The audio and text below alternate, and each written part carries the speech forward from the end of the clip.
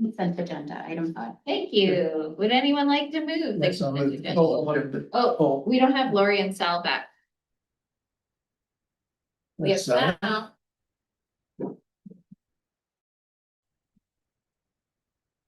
Okay, This wants to pull. you want to pull something? Yeah, 521, the sustainable funding for BC search and rescue. Oh, okay, yeah. So we'll pull that and discuss it as number 11.2.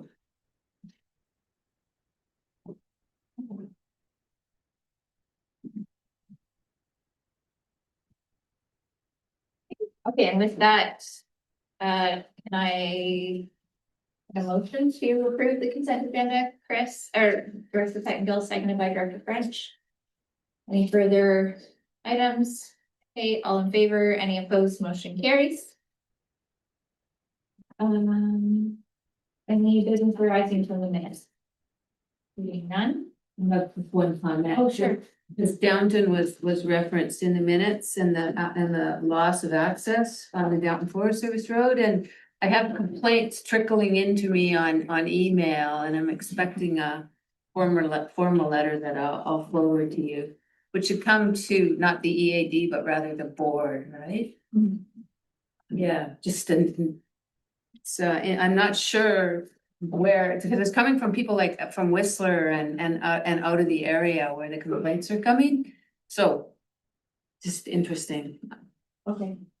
Forward them on when you. I will. Yeah, thank you. Okay, so moving on.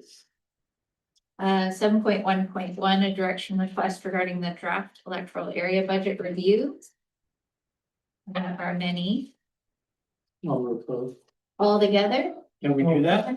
the whole thing, Together, unless Yeah. there's any questions. Just have, or we can get to questions first. Yeah. Before we move them.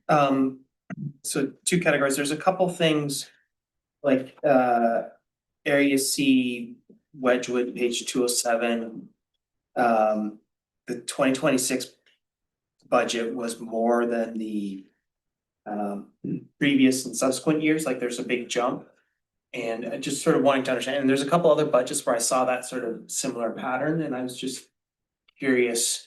Cause it looked like we maybe had a deficit we were catching up from, but then I didn't necessarily see a raise in costs in subsequent years, or maybe I missed that, so I'm just looking to understand that little blip.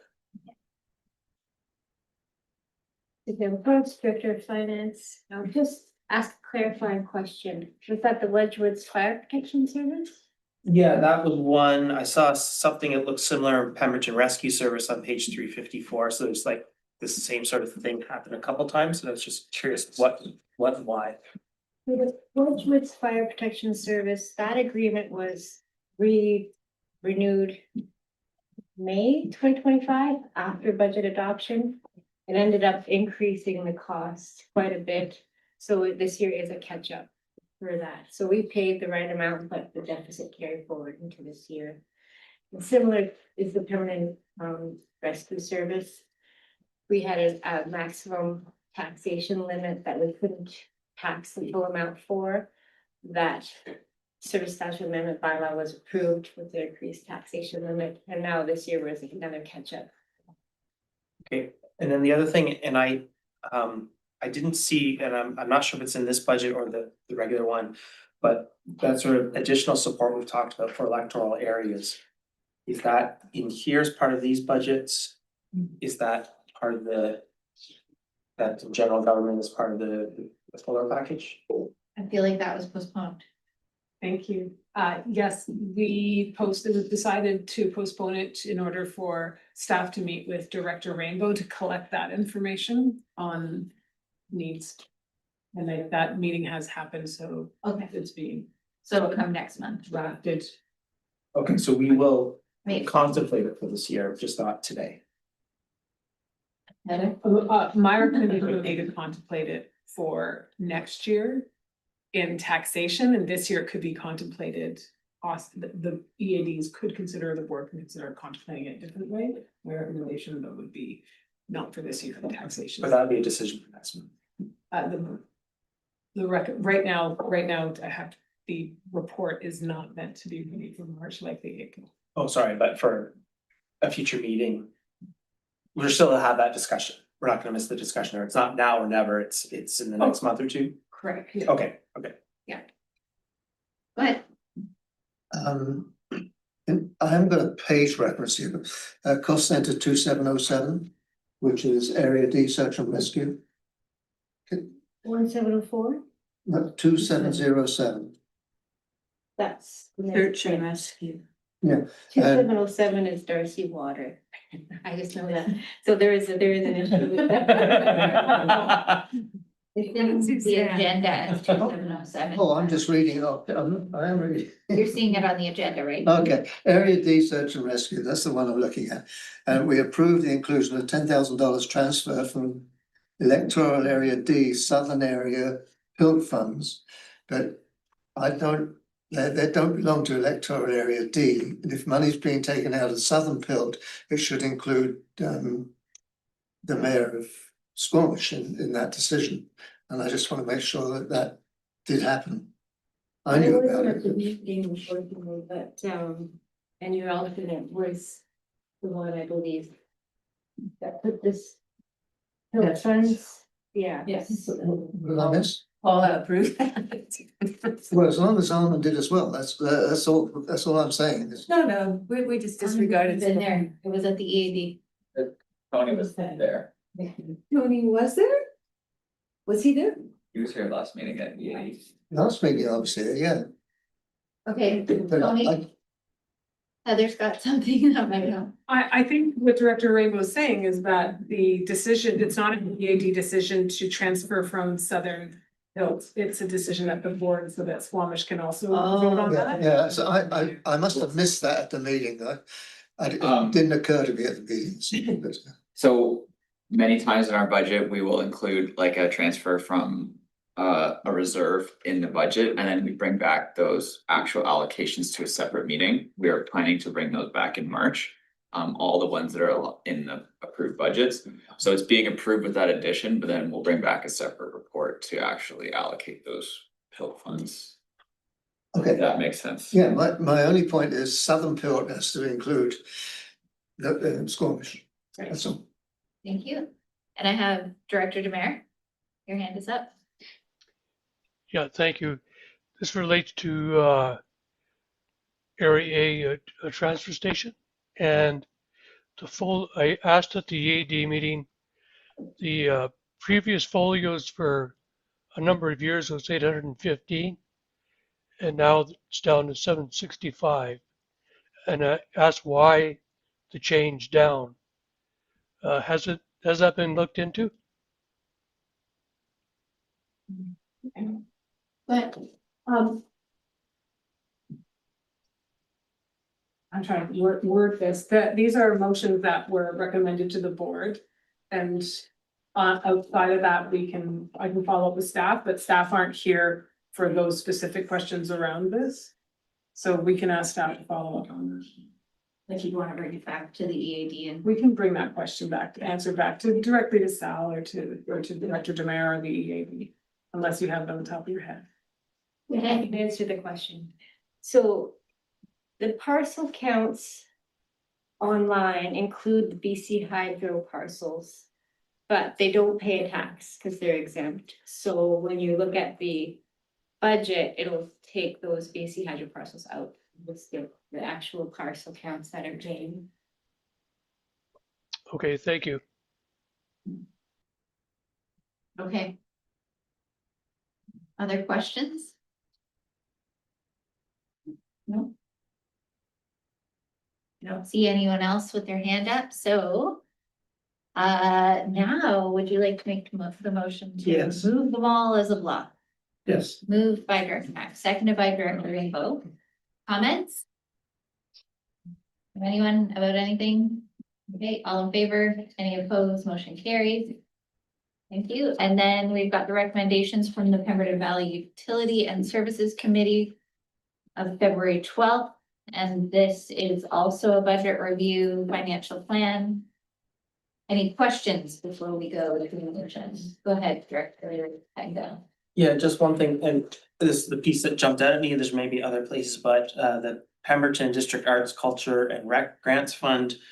Looking at the year over year, there's no inflationary increase or anything, and I was just curious, is that because we feel like things are tight and we can't do that, or it's a little bit. Sort of would have anticipated maybe an inflationary year over year. Increase, looking at the 5-year plans. Didn't go with 3%. In 2026, it was a 3% increase, but the 5-year is the same. But we haven't done the 5-year projections on it. There was a lot of, just to give you a quick context on it, we had to move some of the requests around and then we had to reduce a lot of the requests to be able to accommodate all of them, or most of them. And we looked ahead to increasing requisition and all that sort of thing. We've had the conversation about, I think we saw it in the other report, pulling out economic development as its own cost center, so we could remove it from this fund and we would create a service area. So the conversations like that has happened. In the short term, we just said, hey, look, if we see increasing pressures on it, to your point, let's make sure it goes up by 3% for now, and we'll keep. There's gonna be more decisions and changes made on that fund. Like I said, we might pull out the economic development, which is a pretty big chunk altogether, and make a service area over the next couple of years. So I think for that reason, we didn't really project for the full 5 years. We said, hey, let's make sure those 3% increase this year and go from there. That makes sense? Any other questions? Would you like to move Yes. as a block? Would you like to second it? Okay. Comments? All in favor? Any opposed? Motion carries. Right. 8.1. That's security. This is the security issuing bylaw 1953. The Catalina Creek debris flow mitigation service and security issuing bylaw 1954 for the district of Squamish. Oh, it's a few things. Huh? Hi, yeah, Colin Hodgson, Deputy Director of Finance. These are two security issuing bylaws, as was just mentioned, one for Catalina Creek and one on behalf of the District of Squamish. These would be for the spring issuing from MFA, which has a March deadline of March 13th. But these are approved today, and we would have the 10-day washing period and then sent to MFA. If there's any questions, I'm happy to answer them. Great. Just to have this question, are we taking on liability, or we're just sort of an extra check and balance to make sure this is legit, but there's actually no liability to the SLRD in terms of these things? Like in respect to More the with respect to the Squamish one, yeah. the way the community charter is set up is that the regional districts have to borrow on behalf of member municipalities, so it's just essentially a flow through of us receiving the request from District of Squamish and then submitting to MFA, and then we send the funds back to District of Squamish. You don't want us to say no. Yeah. Just wanting to understand, okay. Okay, thank you. So these are two separate things. So we would vote for first, second, and third. Each Yeah. that separately, thank you. Okay, so this is for 1953-2026 to be introduced and read a first, second, and third time, moved by Director Richmond, second by Director Mack. Comments, all in favor, any opposed, motion carries, and then that the same bylaw 1953-2026 be adopted.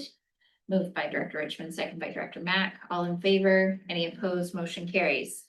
Now that bylaw 1954, this is for the District of Squamish, be introduced and read a first, second, and third time, moved by Director Herbert, seconded by Director French. Any comments? All in favor, any opposed, motion carries. And that the same bylaw 1954-2026 be adopted, moved by Director Herbert, seconded by Director French. All in favor, any opposed, motion carries. Thank you. Okay. That was fun. We'll see this whole package of all of the security issuing at the MFA board in April, where we deal with like close to $1 billion in claims.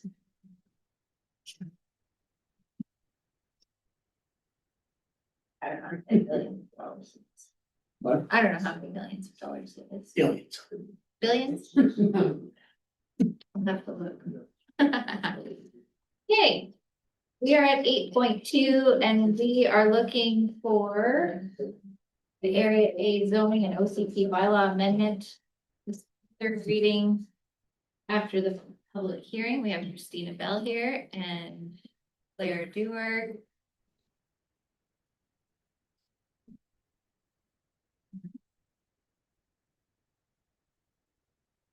Hey, good afternoon. Christina Bell, planner with the Squamish-Lillooet Regional District. This report concerns the reading of the OCP and zoning bylaw amendments for Braylon Adventure Lodge. This application includes the conversion of the existing principal residential building into a formal lodge for accommodation under the pension use. 6 service guest cabins are also proposed, as well as an associated garage with caretaker suite and common washroom facilities. Staff previously brought this application to the board for third reading in September of 2024. However, third reading was declined at that time with the request for the feedback received be incorporated into the proposal and a more detailed management plan be developed. And then also following for a second public hearing to be held. So the key things that have changed since the board saw the proposal last include the addition of the pension use in the zoning amendment bylaw rather than the bed and breakfast use, the detailed management plan, and then the revision from 8 guest cabins to 6 cabins. So since 2024, the applicant did hire a consultant to complete the management plan, and the second public hearing was held where we discussed that plan. There are details about why the public hearing process was delayed and why there were 2 different dates in the report, but I won't go over those details verbally unless there are questions about that. Feedback received from the community included both supportive comments and comments of concern. Comments of support of the proposal generally expressed that the lodge celebrates and helps to promote the local economy and what River Valley has to offer. So things like creating employment opportunities and more positive visitor traffic to local businesses. Supporters also noted that concerns that they may have had seemed to be addressed through the management plan. And then community members in opposition of the proposal expressed concerns around misbehaved guests, specifically excessive noise and speeding concerns. And related to that concern is the concerns over bylaw enforcement or the lack thereof in the area. And this included concern over how the points of the management plan would be followed or enforced. I briefly just want to touch on the management plan that has been provided because it is new information. So the purpose of the management plan is to outline the procedures and mitigation measures that the lodge will follow. So a few of these key details include a 24-hour caretaker when the lodge or the cabins are occupied. Also another 24/7 contact person for concerns or complaints. They developed good neighbor guidelines and an agreement. There's relationship building opportunities like hosting a community barbecue, house rules that they've developed that would be posted to guests, annual staff training, and formal complaint log systems. So when looking at the new information, staff do believe the proponent has taken necessary steps to address feedback received. The original proposal was for 8 guest cabins, and the proponent has removed 2 cabins that were closest to the neighboring property line. And the additional info of the management plan is comprehensive. The Area AOCP also indicates that the community has mostly expressed its support for continuing to promote Braylorn and Goldbridge as the commercial centers of the community. The OCP also envisions Braylorn as a place to recreate. So for these reasons, staff are recommending the bylaws be read a 3rd time in support of the proposal. Happy to answer any questions. Excellent. Any questions? Val, Director Demare, go ahead. Yeah, thank you. Thank you for the report. After 3 readings, I'm comfortable with the amendments. There is one change in their management plan that I request, and that's the quiet times. they've got on their management plan 10 PM to 7 AM. That does not adhere to the Area A noise regulations bylaw. So that needs to be changed. Other than that, if it's an amendment I need, I'm not sure. But I'm really comfortable with the amendments, and on top of it, that the conditions set out must be met prior to approval and building permit issuance. So all in all, I'm in favor of this. And I don't know if can I make the motion for both that's or just one at a time. Mel, would we need to make an amendment to the motion, or can we just accept that we want to align noise hours to the Area A noise bylaw? Yeah, through the chair, I think we wouldn't need that. We can just accept that that change will be made. There's a few minor number amendments that could occur in the management plan, so there's those administrative changes that we can change following recommendations. Without a new reading. Yeah, it could come back for when it's time to approve. Okay. Can I move both? I do have one other question in the room, Director Demers, so I'll come back to you to make the motion. Go ahead, Director Pengil. Just trying to wrap my head around the enforcement piece. If I'm correct that RCMP either can't or won't enforce things like our noise bylaws, is that correct? Yeah, so thank you through the chair. Typically, like a noise complaint would be, unless it was a really egregious, would be outside of the realm of RCMP, and given the remote location, that was probably unlikely.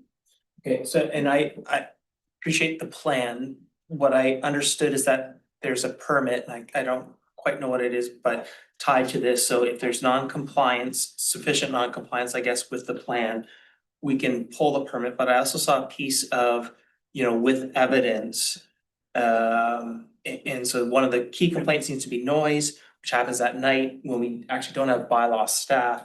So in practical terms, how do we ever get to sort of a place of proof of non-compliance if there is non-compliance, and then enforcement, or what is the mechanism there? Can they take cell phone videos and that's sufficient proof, and that's, or?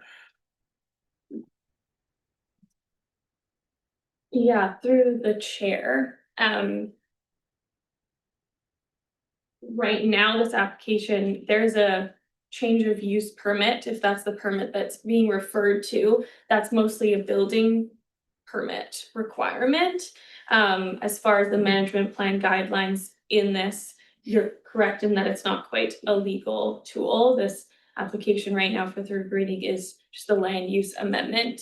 But the idea there is right now, under the existing use and how the lodge is being used, there is no requirement for a caretaker or a complaint system. So through the zoning, we've asked for a management plan where ideally it will be followed that a caretaker is present, and that has been written into the zoning bylaw that a caretaker is present 24/7. So that's the way we've been legally able to require that specific part of the management plan.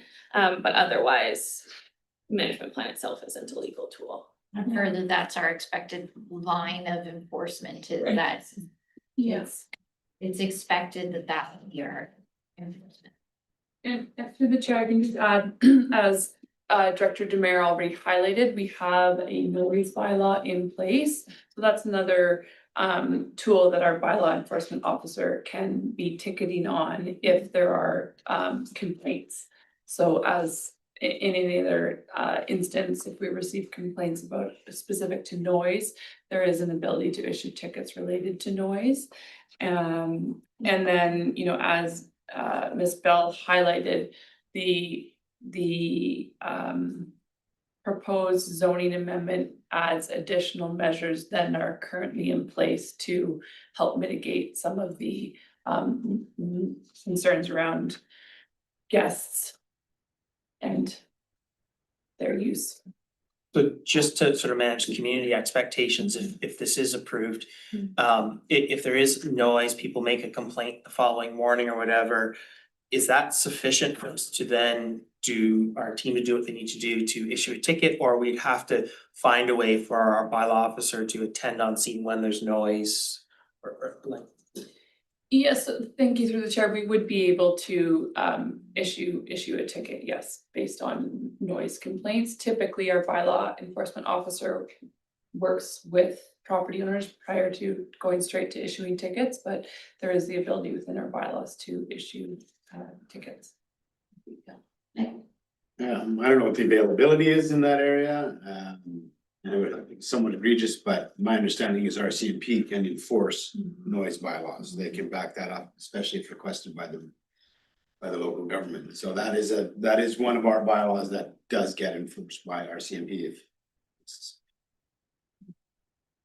I lost the train of thought. I've got Director Demare on screen, then Director Burgess Johnson, Director Herford. I'd like to speak to the speeding and so on and so forth and the noise. Back in 2021 was when I was able to get that noise regulations bylaw, and it was caused by complaints that I was getting from Gun Lake and from Braylorn. The ones I get from Braylorn were not from the lodge. They were actually from one of the residents there playing loud music continually.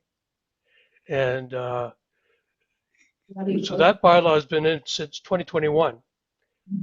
And I have not seen any complaints regarding the Braylorn Lodge. And they had that tool. And that tool is there and they need to use it. And as far as speeding, that is the RCMP. So if people are speeding or being unruly, that's who they have to go to. And one thing I've learned over the years with the RCMP, just keep on reporting it. And then all of a sudden they got the file built where they can do something about it. That goes for Road 40, wherever people are driving. If people don't report, they'll never know. So I think it's an education tool for everyone to use the tools that's available to them. Thank you. Thank you. Just I've been following this one with interest, reading all the complaints and suggestions, and I think, and the extra public hearing you had to hold, it looks like, to me, this management plan is great. I felt like the applicant was making every effort, and I thought you summarized it really well. Allow a well-known local business to continue operation in a formal and sustainable manner, and it brings economic development and jobs to the Braylorn community. I think you've done a really good job on this. Thank you. Armand? Thank you. My question was, so the noise issue just being the management plan and being like misaligned with our bylaws, is there, there's likely, there could be other things in there. Has that scan been done, or is that a next step to make sure that there's, that there's an alignment between whatever other, I don't know what those are, this one's been highlighted, but how does that work? I know it's not a legal tool, so I'm just trying to understand how much review staff has given it in that light. Yeah, through the chair. A scan has been done. I think after third reading, the plan is to do a very detailed scan, recognizing that it should be up to date because the management of the lodge will take that into their operations. But because it's not a legal tool, our bylaws would take precedence. So even if their quiet hours in the plan are misaligned, our bylaw would take precedent. But the bylaw hours for the noise were caught, and then there is a number there where they're projecting a total number of guests that's a bit misaligned with building code requirements, just off by 2 guests. Those are the main things that have been caught. We did do a scan, but a more thorough one can be done. The report makes reference to health authority operating permit for the hot tub. I see that as a bit of a barometer. Is that permit in place? Through the chair, thank you. The permit is not in place, but they have been told to cease operations of said facility until they receive the permit, but that would be a requirement prior to adoption. So, Director Demare, would you like to move that these Area A zoning bylaw numbers 6, 70 be read a third time as amended? I'm gonna take that as a yes. And seconded by Director Crompton. All in favor? Any opposed? Motion carries. And then would Director Demare like to move that the Area A Official Community Plan Amendment Bylaw 1943 be read a third time? I'll Okay, second that. and seconded by Director Rainbow. All in favor? Any opposed? Motion carries. Awesome. Done. 8.3. We are looking at a zoning OCP amendment for parcel size subdivision at 2530 Blackwater Road. I have Director of Planning, Claire Dewar. Good afternoon, my name is Claire Dewar, Director of Planning and Development Services. I'll be presenting this report on behalf of Ms. Kucheniak, who is on vacation this week. So the SLRD has received a zoning and OCP amendment application for 2530 Blackwater Road. The application proposes to reduce the minimum parcel size to enable future subdivision. The parcel is currently zoned agriculture and designated agriculture under the OCP. The area would be subdivided, measures approximately 5.9 hectares of the larger 48 hectare parcel and is separated from the remainder of the property by Blackwater Road. The portion that is being proposed for this rezoning is not within the agricultural land reserve and is therefore not subject to the ALC regulations. The proposed zoning and OCP amendment would reduce the minimum parcel size to 1 hectare, thereby enabling subdivision of the 5.92 hectare portion into 5 individual lots, or up to 5 individual lots. So in terms of key information, the property is situated at the western end of Blackwater Road within a neighborhood characterized by smaller residential lots on the north side and larger agriculture parcels on the south side.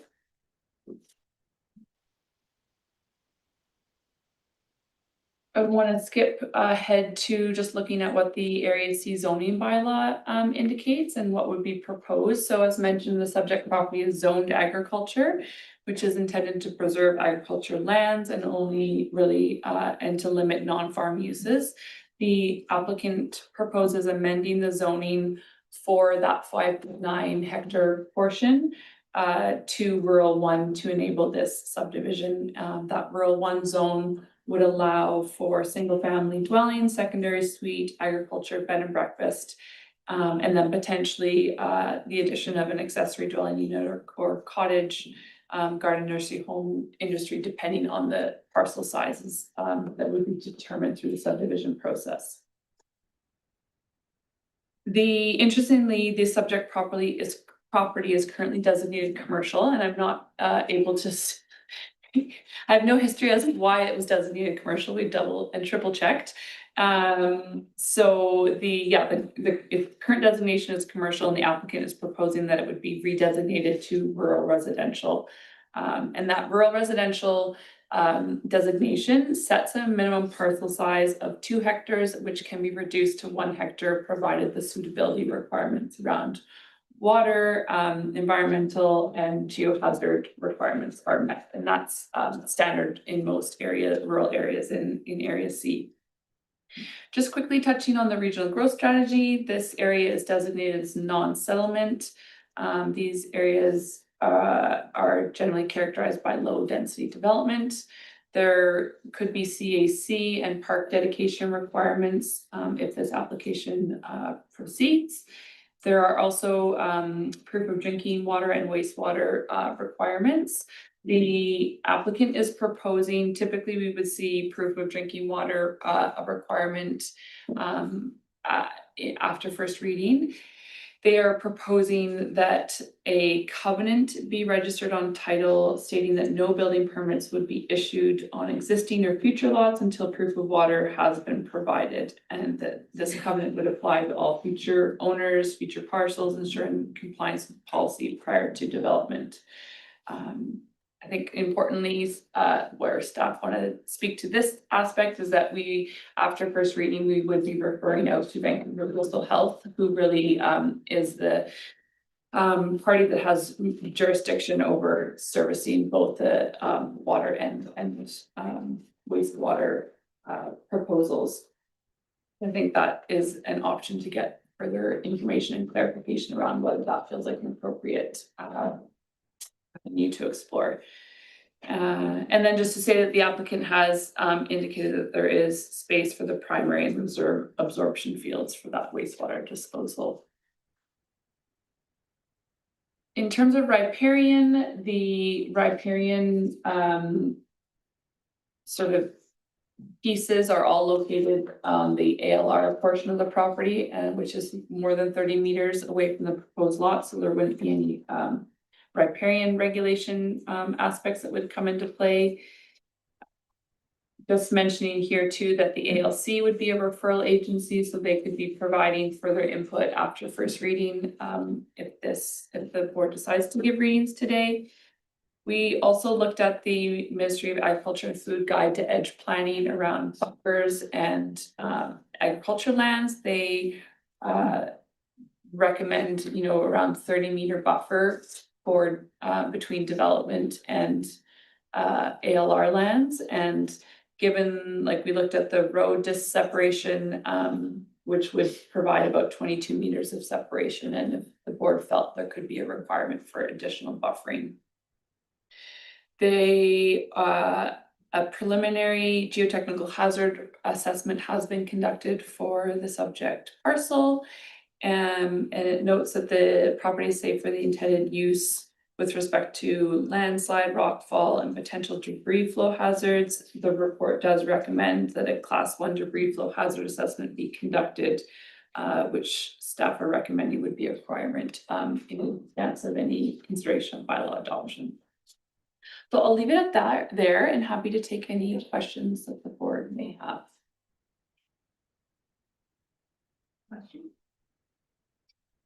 That's be a question. Like, So what we're considering today is the subdivision of the one parcel on the other side of the road. Further subdivision of that is not being contemplated at all today. That will come back to us in a different form. See whether that is appropriate. Yes, thank you through the chair. Thank you for the clarifying questions. So right now, what the application is proposing is to basically split zone the parcel. So the portion of the parcel on the 5.9 hectare portion of the parcel on the adjacent side of the Blackwater Road would be rezoned to rural 1 and redesignated to rural residential, which would enable consideration of subdivision. Subdivision is that the Ministry of Transportation and Transit, which is the subdividing authority, but it would essentially reduce the minimum parcel size to enable the property owner to apply for subdivision.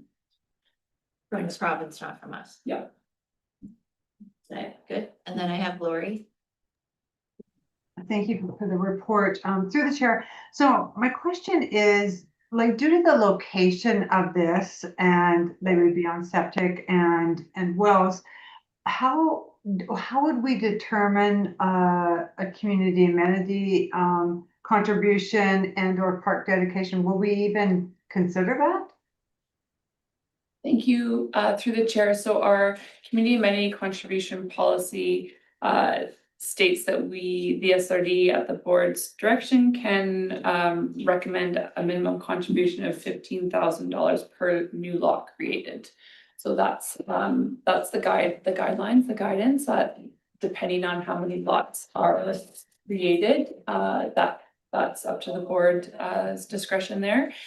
I will note it's also up to the Ministry of Transportation and Transit. They could come back and say, we're only interested in seeing a subdivision for 2 lots or 3 lots or no lots. Basically, the SLRD would be rezoning that portion to enable future subdivision. Then the park dedication, that also depends on how many lots are eventually contemplated. If it's fewer than 3 lots, the sort of park dedication policy does not apply. So it would only be if you're getting more into that 4 or 5 lots that the park dedication can be required. And that would likely in this case be a cash in lieu of land dedication. Okay, so we would pursue that because it will likely be over that threshold of 3. It's going from 1 to 5, so that is a plan, right? Okay, thank you. Yeah, I just wanna check my understanding. So my sort of understanding of non-settlement in the RGS is that in general, you shouldn't be subdividing, putting more residential unless there's a really good reason. It seems here we're sort of saying like, well, we've got this sort of guidance, but we can take it or leave it and no. Can you speak to how strong or I guess clear that direction is? Yeah, so thank you through the chair. One aspect I will share, so the non-settlement designation covers a good portion of the electoral areas in the SLRD. And we have areas that are just provincially managed spaces, and we have areas that are private lands. And the say if we look to the OCP designation for electoral area C, we have a rural residential zone that has a minimum parcel size of 2 hectares. Majority of those parcels are designated non-settlement. So the OCP allows for subdivision of 2 hectare parcels and the consideration of 1 hectare parcels. Would we be supporting subdivision in areas that are not designated rural residential? No. Is there an option to consider that where there are not environmental or hazard conditions? That is in our OCP policy. And then I think so I guess to say that the RGS designation does interplay with the OCP policies when we have rural designations and rural zoning policy in place. Okay, yeah, all right. And then you said, I think, level 1 hazard. Can you just speak to, does that, as our current assessment, I understand they need to go through an assessment or would need to, but high, medium, low from our sort of high level where we are, what is our estimated risk right now? Yeah, thank you. So through the chair, there was like just broad hazard level mapping that covers this area, and it is standard practice in the SLRD for zoning amendment applications to require a geotechnical assessment, and that preliminary geotechnical assessment was submitted with the zoning amendment application. And there we're looking for like, this is safe for intended use. Are there any like really glaring concerns here that we should just be, sort of stopping right at the beginning? The report came back saying, looks like it's safe for intended use, being these residential lots. However, we do want to explore this debris flow hazard prior to adopting the bylaw, which would be an additional study and more detail, more cost. So I think at this point, there isn't a large risk that has been identified, but there is a risk that has been noted that should be explored. And whether that's a condition of adoption, it would also be a condition of any building permits issued in that area. Go ahead. Okay, I would like to move option 1.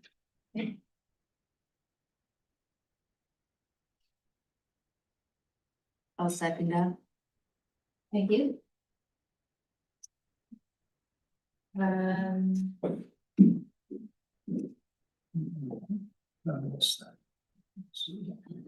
it off of my.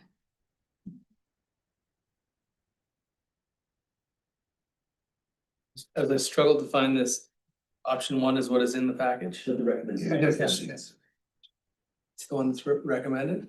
No, this was. It is, okay, I'll second that. It's already been seconded by Director Jones. Any comments? I'd like to second it if I can. You bet. Anyone else with anything? Go ahead. I'll just, I may not support this. I do have think a lot about the settlement versus non-settlement and so on, and I understand there's some maybe a different perspective in the OCP. I guess I'm having trouble wrapping my head around that. If I look at sort of bigger picture, what we're trying to do, what's in the RGS makes a lot of sense to me, and so that's why I'm sort of struggling a little bit. Okay. Anyone else? Yeah, I'm in the same boat on this. I'm gonna support, but the way I'm gonna proceed here is I'll support first reading, and there's this, there are sort of other information I'll come back to us for second reading, and I'll grapple with that issue there. I'd like to have some more information that I think these next steps will likely fill those gaps for me. Okay, Can I just add something to this? certainly. So the agricultural land, which is kind of a misnomer in that area where it is, it's not. It's a hay field and it's just cattle grazing. It's not like the Pemberton Valley. I don't know how it got that designation to begin with, but anyways, yeah, so it's not gonna predict, you know, it's not gonna inhibit grazing cattle and growing hay sort of thing. And I think this is very beneficial to the area. Okay. All in favor? Anyone opposed? Director Pettingill is opposed. Motion carries. Thank you. Claire? Okay, 9.1, and I just want to take a second. We are gonna lose one director momentarily. You want to leave now? Yeah. Pause. You want? And my objective is to have us out the door by 3:55. It's been a day. 3:55. Might get here earlier tomorrow, you'll find a parking spot. Yeah, you don't like me parking? Everybody tomorrow. We will have a bigger agenda tomorrow, so don't make plans. Clear. Thanks. 3:50. 3:55. If I say 4 o'clock, That's to go to 4:10. precise. If I say 3:55, we're out of here by 3:55. It's It's a mind game, Tony. very perfect. Let's move on to the CAO verbal update. Hi, Heather. Hi, everyone. How's it going? Squamish-Lillooet Regional District. I have nothing to. Nothing today? Nothing today. Oh, there we go. 9.2. The SLRD response invitation for comment on the Metro Vancouver Regional District consultation on proposed Metro 2050 amendment options in response to the South Fraser Mayor's request. Hi again. Hello. Okay. Hey, hello again, Christina with the planner with the Squamish-Lillooet Regional District. This report is regarding the letter that was received from the Metro Vancouver Regional District regarding their regional growth strategy, Metro 2050. The report provides a summary of the amendment options that are being explored for Metro 2050 and includes a draft letter for the board's review that would be sent as a response. To provide a brief background, Metro Vancouver has proposed the potential amendments in response to a letter they received from 3 South of Fraser mayors who expressed concern around the current amendment framework and believe it's restricting their ability to accommodate their region's growth demands. So in response, Metro Vancouver staff have proposed these 4 amendment options to explore and have initiated this initial consultation. So since the January board meeting at the SLRD, staff met with Metro Vancouver staff to better understand the letter and the nature of these options. To summarize the position offered in our draft letter, SLRD staff have concerns with the proposed amendment options, as several of them would weaken the overall general regional growth management integrity. From the SLRD's perspective, amendments to the urban containment boundaries and regional growth strategy frameworks should remain carefully controlled to preserve their purpose and effectiveness. The potential amendments conflict with SLRD's longstanding emphasis on protecting non-settlement areas and maintaining the compact settlement patterns as outlined in our RGS. So to provide context when evaluating and looking at these amendments, while we have minor and major amendments to our regional growth strategy at the SLRD, Metro Vancouver has 3 levels or types, with type 1 being the more major one and type 3 being the most minor. So I won't get to the detailed 4 options right now, but I'm happy to answer questions about each one specifically. I will highlight that the 2 options being explored for a type 3 amendment are of key concern to us, being that these changes could be achieved through a minor amendment. So that wouldn't require SLRD acceptance, either only an opportunity to comment on those ones. It's also not clear to us how these items would be considered type 3 amendments according to Metro 2050's type 3 criteria. So once Metro Vancouver staff complete this initial consultation, then they'll work on bringing either a few or all of these amendment options to the Metro Vancouver board. And then if the board grants initial readings, it would come back to us in that formal referral period. So I'll leave it at that. Great, thank you. Does anyone have any questions on the process? Annie, does anyone have any questions or comments on the content of the letter that we're proposing to them? And would anyone like to make the motion that we move the letter, that we direct staff to write the letter on, well, with my hand and continue to do this work? Moved by Director Pettengill, seconded by Director Herford. All in favor? Any opposed? Motion carries. Thank you very much.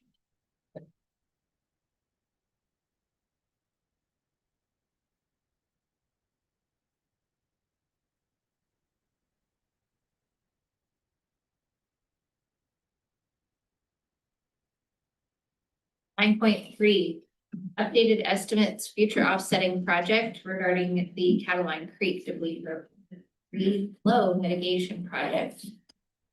Hello. Good afternoon. My name is Philippa Campbell. I'm Project and Program Coordinator for the Squamish-Lillooet Regional District. Good to see you this afternoon. Does the board have a preference for a brief overview or just the staff to be available for questions at this time? I'm happy just to go to questions. I think that you presented, I mean, you're exceptionally well served by the report that you provided. Does anyone have any questions? No, actually. No. Oh, Chris, questions? Just, I'm sorry, I had trouble grasping this. Is there a reason why the 10,000 can't be in the tax service that we established for Cataline Creek? Like, is there something about offsite works that require to be in general government and that's why it's here as opposed to just keeping it in the tax service?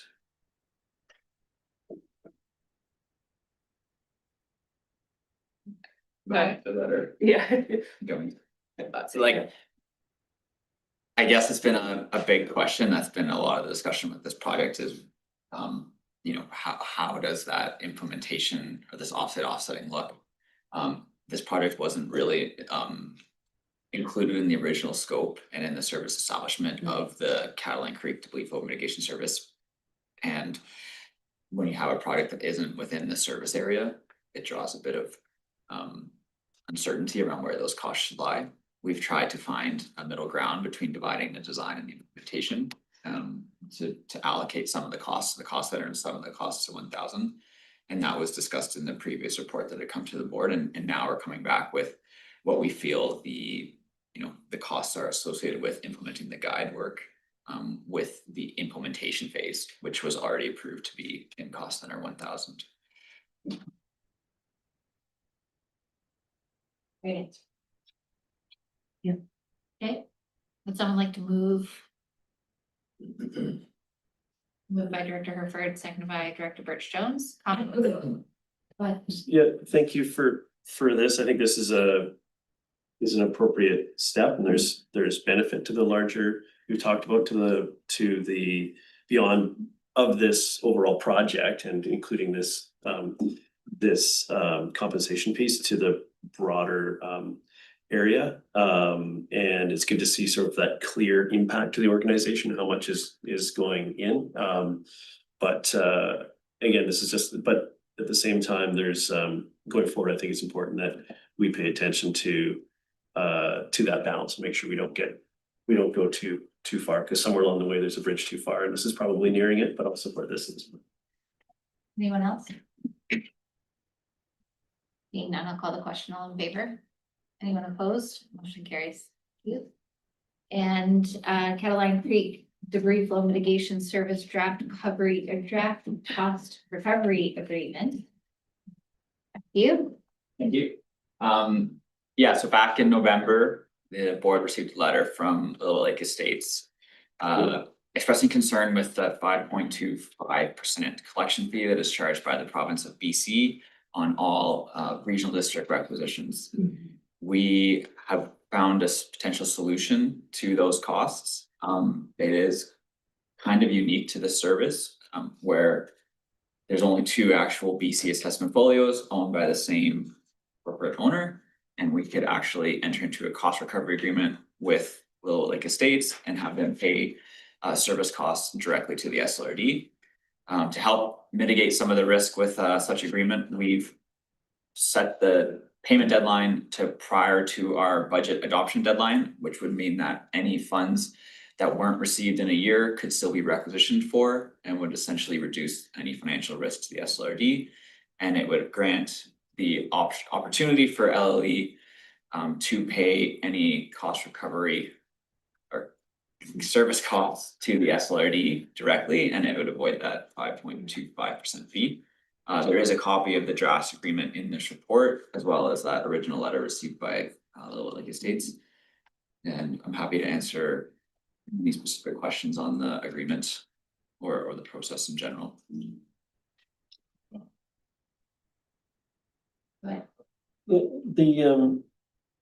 you. I think this is really interesting. To me, the crux of this is that, you know, that we recover, it doesn't cost us. I mean, that's what those fees, those blanket fees are for. And this, so is the mechanism really this like annual service cost? So section 2.2 sub A, which is each year will determine the annual cost.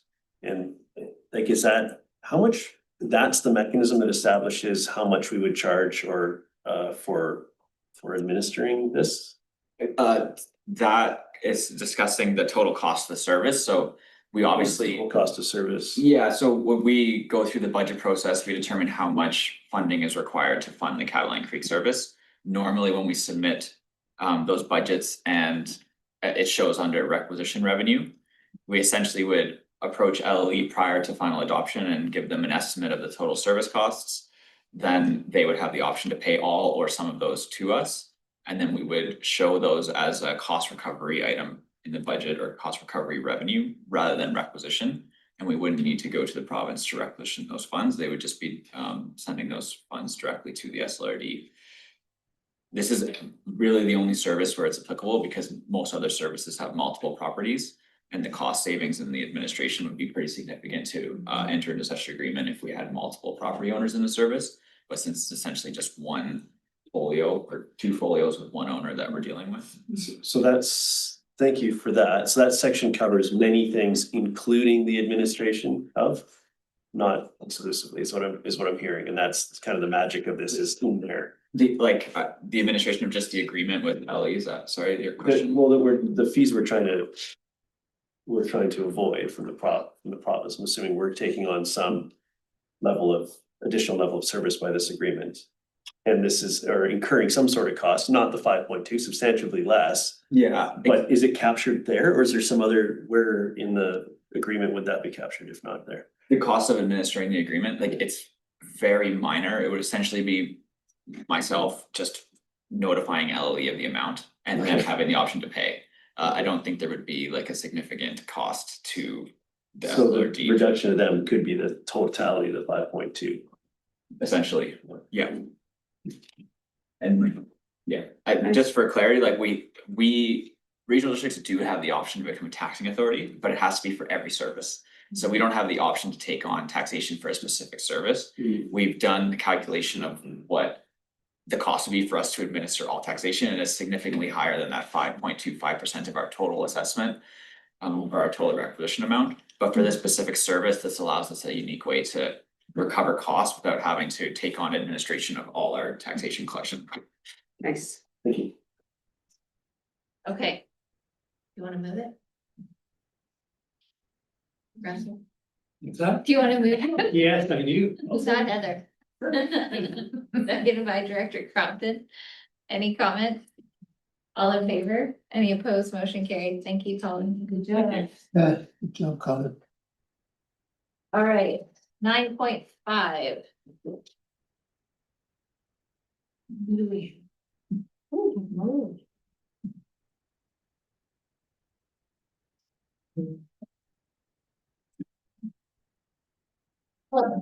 Hello. Thanks, how are you? Great. Hello, Maude. Hi, thank you for having me aboard. Nice to see everybody. So we're looking at your information report regarding the SLRD fuel mitigation treatment unit. Over to you.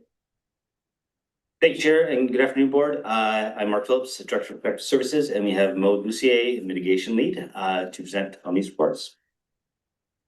Over to you, Maud. Thank you, Mark. Would the board like me to read the report, or should we go straight to questions if the board has any? I think we could just go to questions. Is there anything that keeps you up at night that you'd like to share with us? Me personally? No, not really. I see that Director Damar has a question. Director Demare, go ahead. Busy day for me today. Thank you for the report. Just out of interest, the Gold Bridge fuel treatment is almost complete, and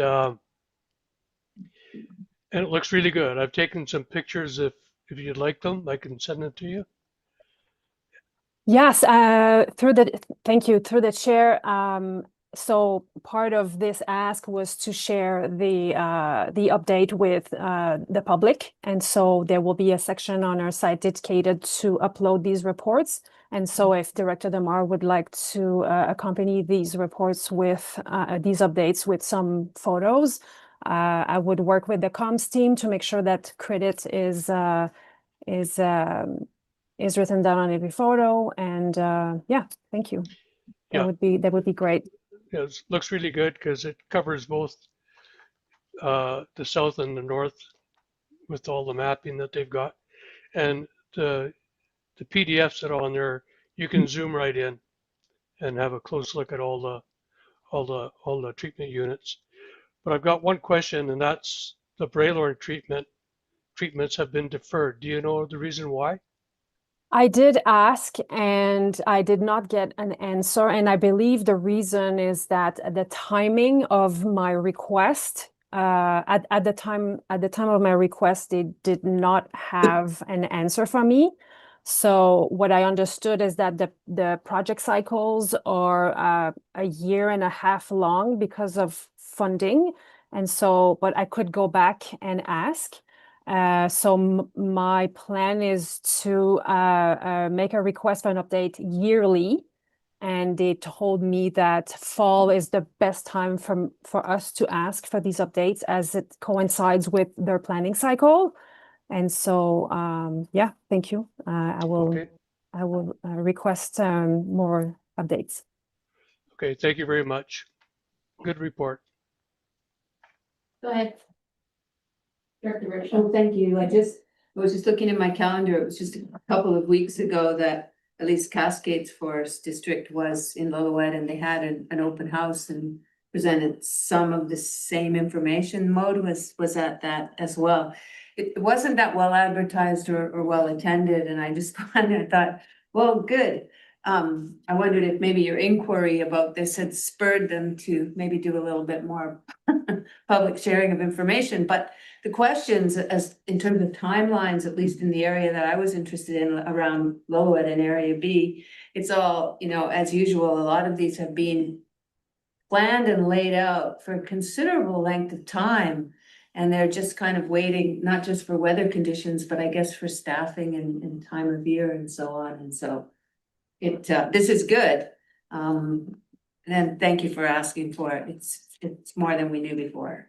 So. Okay. Would someone like to make a motion that we receive the information report? Moved by Director Max, seconded by Director Rich Jones. Comments? All in favor? Any opposed? Motion carries.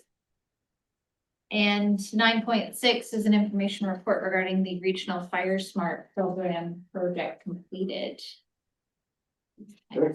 Again, I'll hand it over to Maud. Thank you, Mark. I could read through the report, or we could go straight to questions if the board has any. We'll go to questions. Director Demare, go ahead. Yeah, thank you. Thank you for the report again. And I've got one question. The vegetation debris disposal. And it's listed here that area A, B, and D got some funding last year. I do believe the area A was a fuel bin to bin removal was funded. Are there opportunities for the Marshall Valley Group, because they've been funded by the SLRD now a couple of years in a row for their bins, because they can't have their burn pile that they were using for many years. Is there an opportunity to fund one or two of the bins this year for the Marshall Valley Group? Thank you for the question. Through the chair. So I'm realizing now that I should have be more specific as to what fuel management, and not fuel management, but debris management means.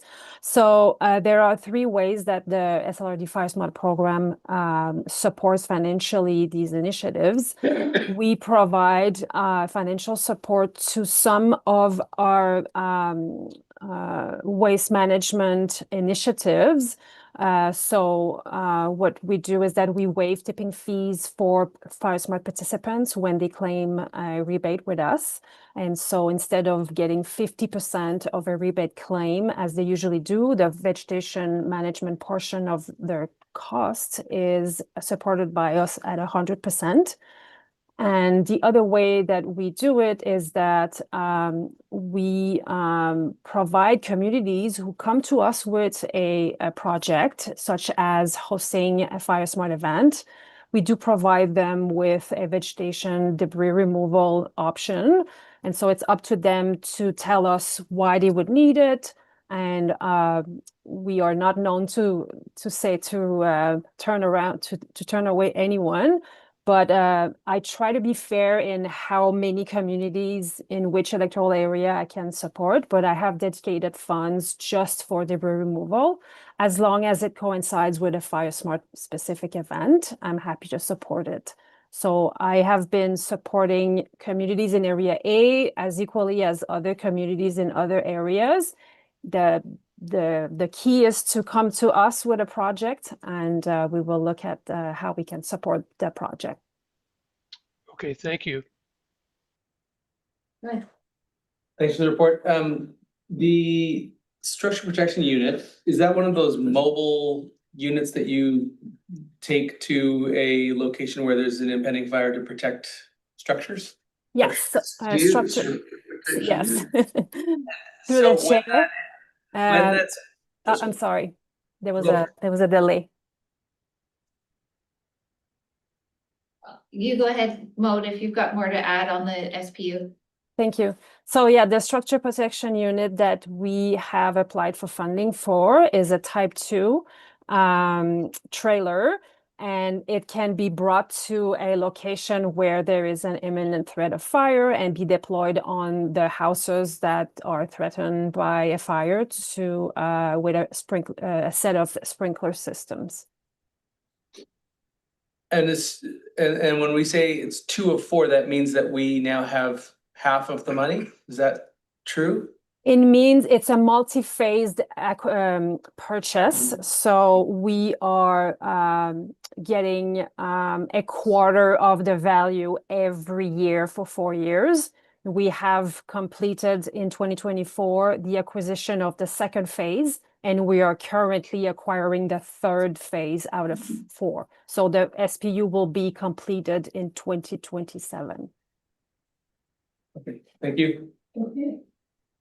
Just I have a request from a community wanting to do some Fire Smart activities that are right along the lines of what you guys will be promoting. Is it too early for a community to approach for some of these funds? It is not too early. We've been already booking assessments and receiving proposals since fall of last year. So, Okay, great. yes. Thank you. This is all such good work. Okay, would someone like to move the receipt of the information, please? Moved by Director Rich Jones, seconded by Director Rainbow. Any comments? All in favor? Any opposed? Motion carries. We are incredibly well served by, I'm sorry that everyone's left, but your team, your teams, all of the people that sit in those chairs, have done very, very good work. And I'm grateful. And I am also going to call a recess to this meeting. And we will reconvene tomorrow at 9 a.m. for Committee of the Whole. And we will bust through that and then finish the rest of this agenda